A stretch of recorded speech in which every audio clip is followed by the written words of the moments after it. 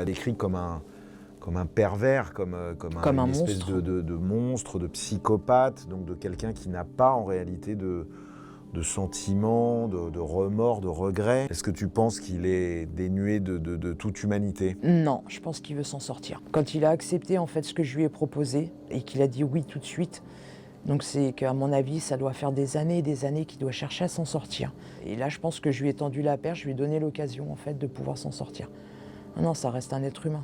Malgré tout ce qui a pu être dit pendant tout ce procès, et ce que je comprends, hein, la haine, le monstre, mais en réfléchissant un petit peu, en essayant d'être un petit peu plus humain et être à son niveau aussi, parce qu'il est très intelligent. Maintenant, je le vois plus ouais, comme un être humain.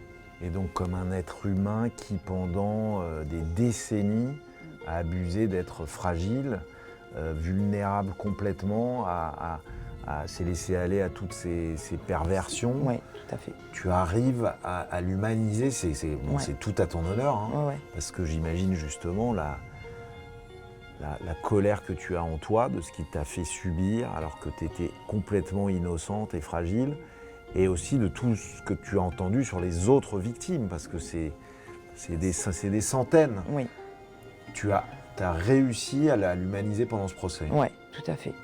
Tout à fait. C'est Ouais, je sais, c'est fou, mais ouais. C'est fou, et tu dois, enfin je sais pas si t'es la seule, mais ça doit être A assez rare, priori, non? aujourd'hui, ouais, je suis la seule.